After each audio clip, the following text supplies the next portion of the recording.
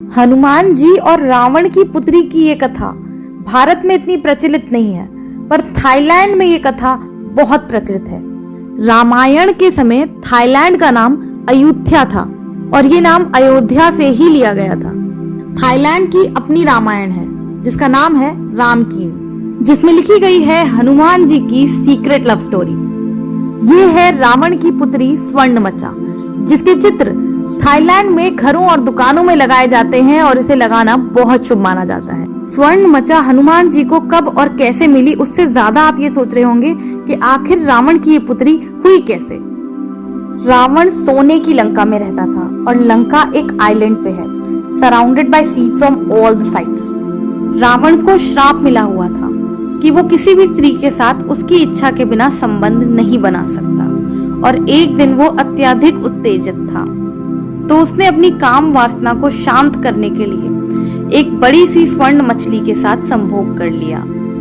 And if you find it hard to believe, you must know, आज के time में लोग डॉल्फिन्स के साथ इंटरकोर्स कर रहे हैं। रावण के बीच से मछली ने एक बहुत ही सुंदर मरमेड को जन्म दिया जिसका नाम है स्वर्णमचा।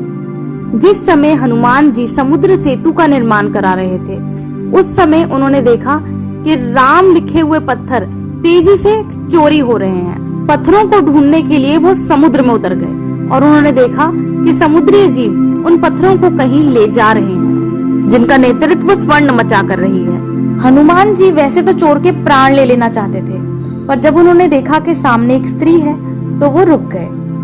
स्वर्णमचा ने हनुमान जी को बड़ी ही प्रेम पूर्ण दृष्टि से देखा। उसे देखकर हनुमान जी का क्रोध शांत हो गया और वो उसे समझाने के लिए अयोध्या यानी थाईलैंड की ओर ले गए। पर हाँ, अब ये कोई नहीं बोलेगा कि हनुमान जी भी बैंकॉक गए थे। वहां जाके हनुमान जी ने स्वर्णमचा को समझाया कि क्यों वो समुद्र सेतु का निर्माण कर रहे हैं, रावण ने कितने बुरे कर्म किए हैं और किस प्रकार से रावण ने माता सीता का अपहरण कर रखा है। स्वर्णमचा ने हनुमान जी की सारी बातें बड़ी ध्यान से सुनी और फिर उसने हनुमान जी के समक्ष प्रेम का प्रस्ताव रख दिया और साथ ही सारे पत्थर लौटाने और समुद्र सेतु में सहायता करने का भी वचन दे दिया। यदि कोई प्रतिबद्धता न हो तो स्त्री द्वारा दिए गए प्रेम प्रस्ताव का अपमान करना अनुचित बताया गया है और ये पाप कर्मों की श्रेणी में आता है। इसलिए हनुमान जी ने स्वर्णमचा का प्रेम प्रस्ताव स्वीकार कर लिया, जिससे उन्हें मकरध्वज नामक पुत्र की प्राप्ति हुई।